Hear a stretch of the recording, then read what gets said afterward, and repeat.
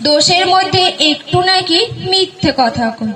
ঘাটশিলাতে যাবার পথে ট্রেন ছুটছে যখন, মায়ের কাছে বাবার কাছে করছি বকম বকম। হঠাৎ দেখি মাঠের মধ্যে চলন্ত সব গাছে এক এক রকম ভঙ্গি ফোটে, এক এক রকম নাচে।